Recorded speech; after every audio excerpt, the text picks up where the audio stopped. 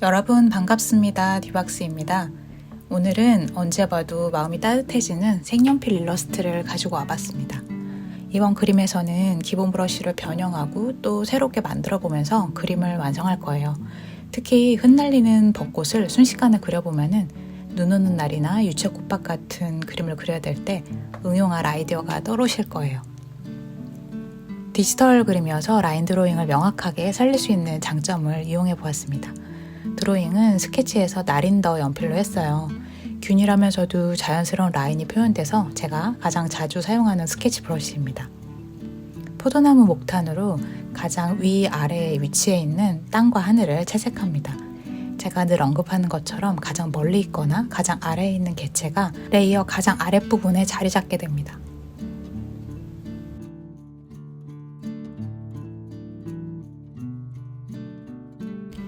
이제 집을 채색해 볼게요. 아이보리색의 외벽을 만들고 싶은데요. 먼저 진한 베이지색을 기본으로 깔아놓고 그 위에 탄연으로 밝은 컬러를 얹으면서 종이 질감도 동시에 표현을 해봅니다. 화이트에 가까운 미색과 밝은 레몬 옐로우를 적당히 섞어보면 햇빛에 의해서 묘하게 여러 가지 컬러가 혼재되어 있는 외벽이 표현이 됩니다. 이제 이번 그림에서 가장 많이 사용할 브러쉬를 조금 바꿔주겠습니다. 스케치에서 더 웬트를 복사해 줄게요. 그레인 소스를 그래파이트로 바꿔주고 속성에서 최대 크기를 29까지 올려봅니다. 그러면 필압에 따라 채색되는 범위가 더 커지게 돼요. 앞으로는 이 브러쉬를 더 웬트 커스텀으로 표기하겠습니다. 비슷한 브러쉬로 HB 연필이나 6B 연필이 있는데 굳이 커스텀 해준 이유는 정말 미묘하게 다른 차이가 있습니다. 더 웬트가 조금 더 부드럽고 톤을 올릴 때 가장 실물 색연필답게 올라가는 것 같았어요. 그리고 힘을 주고 채색하면 약간의 수분감도 가지고 있습니다. 나중에 숲풀 덩어리들을 그릴 때 보면 더 잘 아실 수 있을 거예요.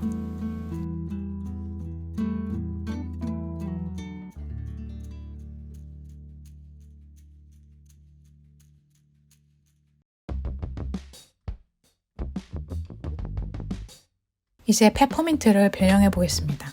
페퍼민트는 속성에서 최대 크기만 30으로 올려줄게요.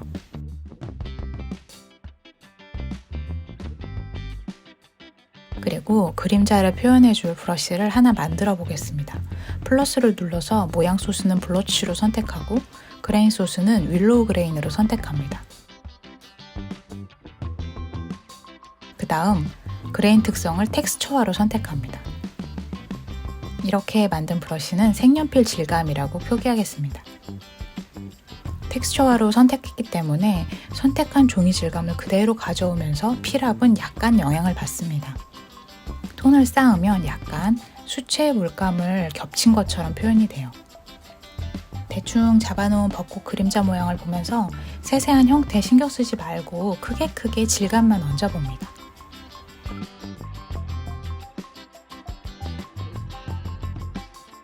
페퍼민트는 힘을 빼면 미스트 같은 질감을 가지고 있고요. 펜슬의 기울기에 따라 외곽이 풀어지는 정도가 다릅니다. 힘을 주면 연필처럼 단단한 라인이 나오죠. 이런 특성을 이용해서 대강 칠해준 그림자의 형태를 지우개로 지우면서 잡아봅니다. 힘을 빼면 외곽이 뿌옇게 되고 힘을 주면 형태가 정확하게 오려질 거예요. 너무나도 어려운 필압 조절이 또 등장했지만 너무 예쁜 효과라서 꼭 해보시라고 권해보고 싶습니다. 스케치 레이어를 꺼보니까 제법 그럴듯하죠? 알파 채널 잠금을 하고 그림자가 떨어지는 외곽 부분을 태워준다는 느낌으로 따뜻한 빛 표현을 해보겠습니다. 실제와는 동떨어진 과장된 그림자 표현이긴 하지만 역시 예쁜 게 최고 아니겠습니까?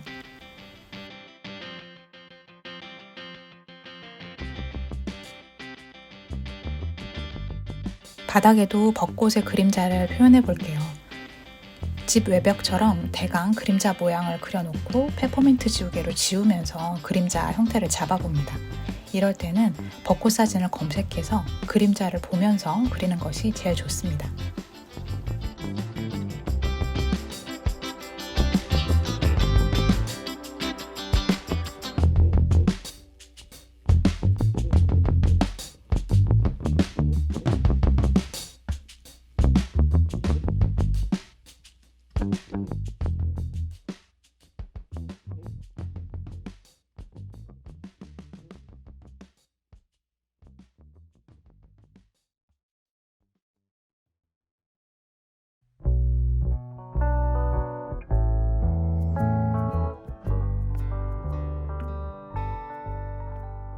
이제 세상 해맑은 리트리버 어린이를 그려볼게요. 석고상을 한 번이라도 그려보셨던 분들은 너무 잘 아시겠지만 이런 개체의 명암 표현할 때는 큰 어두움을 먼저 잡는 것이 가장 경제적입니다. 얼굴의 아랫부분부터 목 아래로 떨어지는 어두움의 큰 흐름을 먼저 잡아봅니다. 밝은 부분과 맞닿아 있는 부분은 힘을 빼면서 자연스럽게 그라데이션 되도록 하는 거 보이시나요? 이런 필압 조절을 계속 인식하면서 그리다 보면 효율적으로 그리게 되면서 그리는 속도가 빨라집니다. 이제 본격적으로 풀들을 그릴 텐데요. 이렇게 종류가 많은 풀들을 그릴 때는 의도적으로 조금씩 온도가 다른 그린 계열을 써주는 것이 좋습니다. 이유는 우리가 보는 풍경들이 그렇기 때문이에요. 절대 같은 색이 없습니다. 어떤 식물은 거의 민트색에 가까운 컬러를 가지고 있고 어떤 식물은 올리브 그린색, 연두빛이 많이 섞인 옐로우 그린도 있고 수박색에 가까운 녹색 또는 채도가 낮은 어두운 그린, 이렇게 정말 다양한 스펙트럼을 가지고 있어요.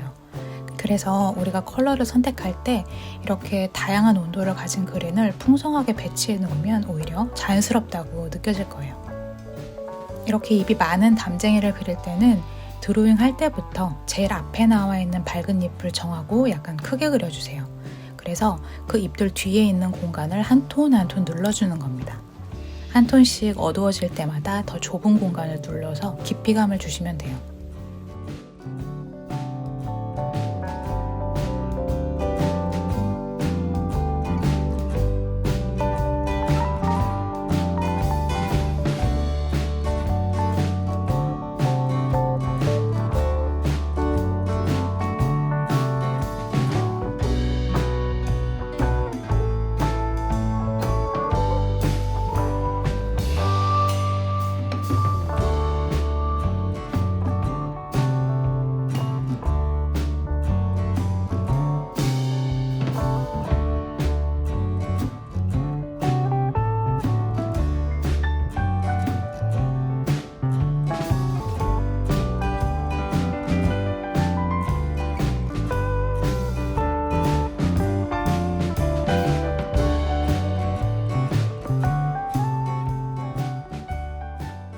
지금 보시면 의도적으로 채도가 낮은 민트색 옆에 따뜻한 올리브 그린을 배치하면서 지루하지 않도록 조절하고 있습니다.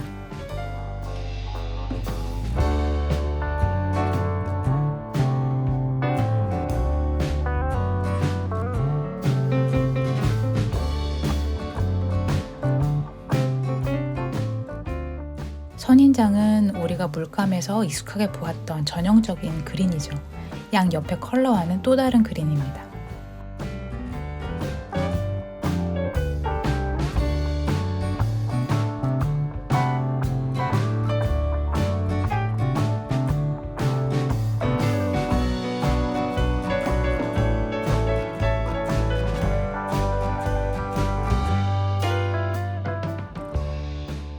담쟁이 컬러 채도를 낮춘 이유는 그 앞에 채도가 높은 킥보드와 고양이가 있기 때문이에요. 이 풍경은 사진을 보고 그린 것이 아니라 제가 만든 풍경이기 때문에 컬러에 대한 여러 가지 계산을 먼저 세우고 그렸던 그림입니다.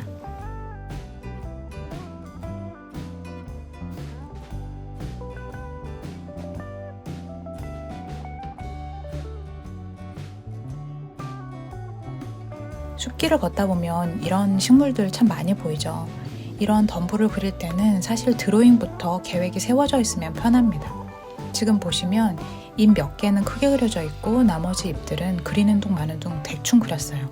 그렇게 드로잉 할 때부터 주인공 잎들 그룹을 정해주고 나머지는 어둠에 묻어버리는 거죠. 담쟁이 때와 마찬가지로 한 톤 한 톤 깊어질 때마다 더 안쪽으로 더 좁은 영역을 그려주세요.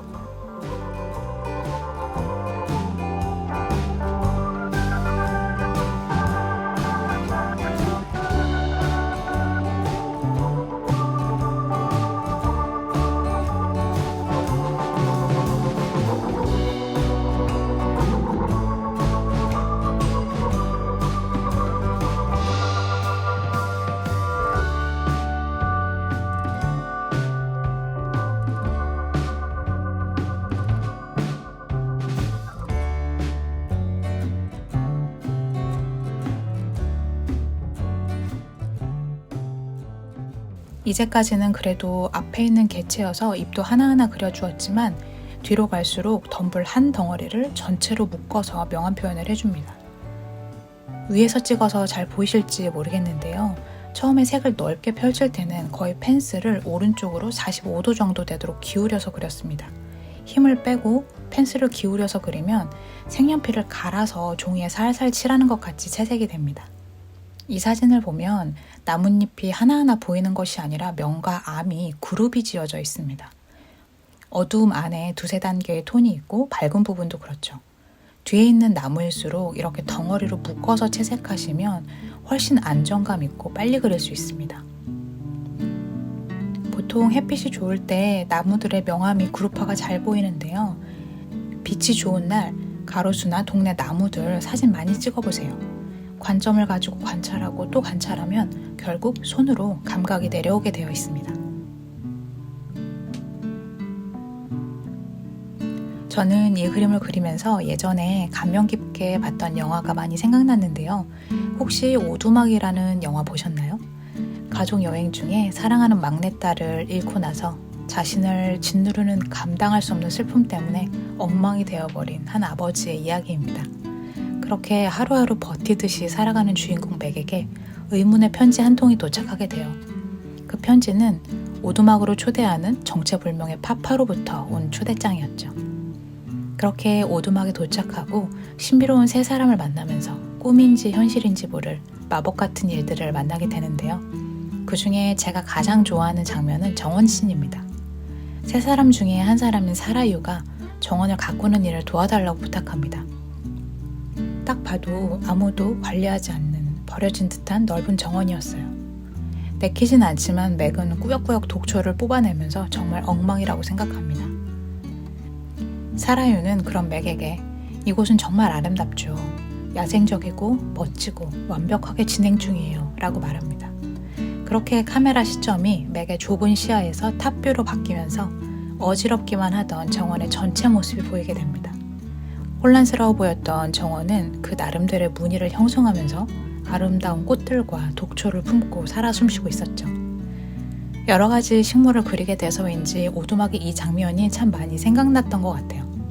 제가 언젠가 다른 영상에서도 자연은 불규칙한 속성을 가지고 있어야 말 그대로 자연스럽다고 한 적이 있는데요. 우리도 자연에서 태어난 만큼 엉망인 것처럼 보이는 무질서 속에서 아름다움을 품고 있는 것이 아닐까 생각해 봤습니다. 그 아름다움을 다른 누구도 아닌 내가 발견하면서 살면 정말 좋을 것 같아요. 혹시 오두막 안 보셨다면 꼭 보시길 권해드립니다. 좀 기독교적인 색채가 짙은 영화이긴 하지만 부담 없이 보실 수 있을 거예요. 특히 큰 트라우마가 있으신 분들이 보시면 분명 힘을 얻으실 수 있을 겁니다.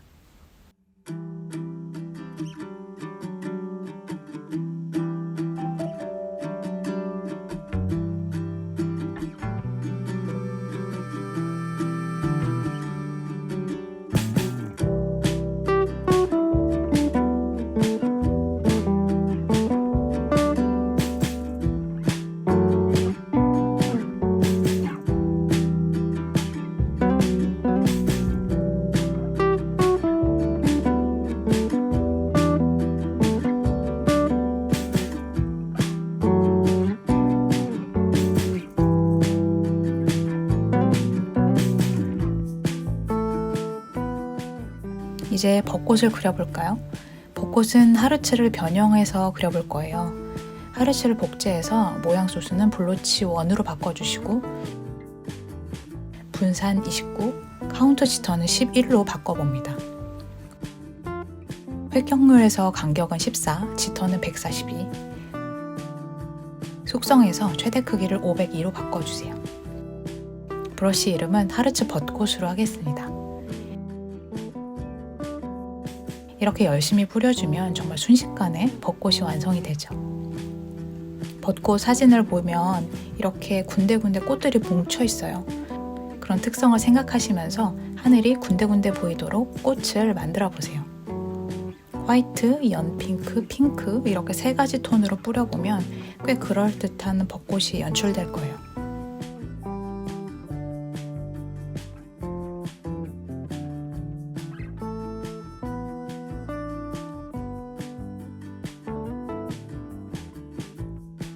이제 스케치 레이어 위로 올려봅니다. 페퍼민트 커스텀으로 나뭇가지가 어색하게 떠있지 않도록 메꿔주면서 벚꽃의 형태도 정리해봅니다.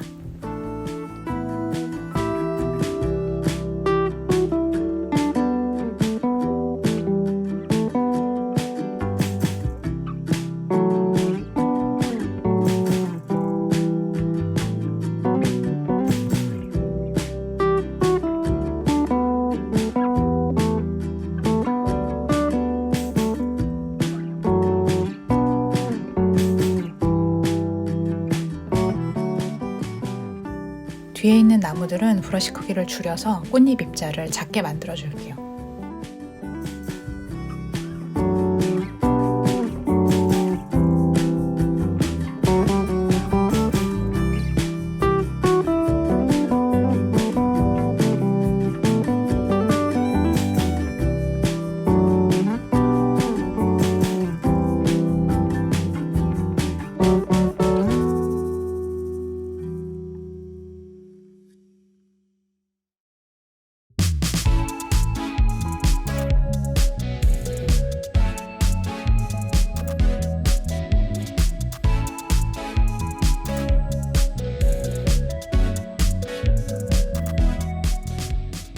흩날리는 벚꽃잎도 그려보겠습니다. 물론 하나하나씩 그려줄 수도 있겠지만 좀 더 쉽게 그려봅시다. 우리가 만들었던 하르츠 벚꽃 브러쉬를 복사해서 간격만 57%로 올리겠습니다. 브러쉬 이름은 하르츠 벚꽃 넓은 간격으로 할게요.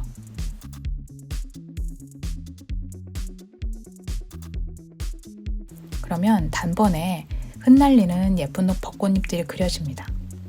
눈 오는 날 그릴 때 응용해도 정말 좋겠죠?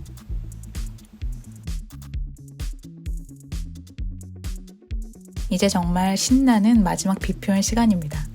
레이어 추가해서 오버레이로 만들고 저 안쪽에서 뚫고 들어오는 빛을 강조해주면서 전체적으로 온도를 높여봅니다. 그리고 벚꽃 그림자를 더 그려보겠습니다. 컬러는 늘 제가 즐겨 사용하는 네이플스 옐로우 컬러입니다. 우리가 커스텀해준 더 웬트로 그림자 표현을 꼼꼼히 해봅니다.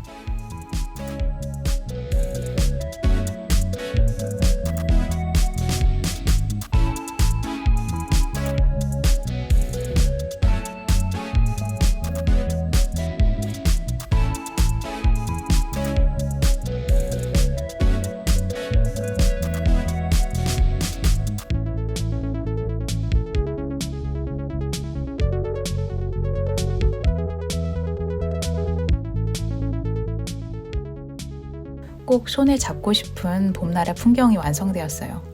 거의 주말처럼 휙 지나가는 봄이라서 더 아쉬운 마음으로 박제하듯이 그려보았습니다. 이번 영상에서는 실제적으로 도움되는 팁들이 많았을 거예요. 꼭 많이 연습하셔서 아름다운 그림 많이 그리셨으면 좋겠습니다. 그럼 저는 새로운 이야기와 그림으로 또 찾아올게요.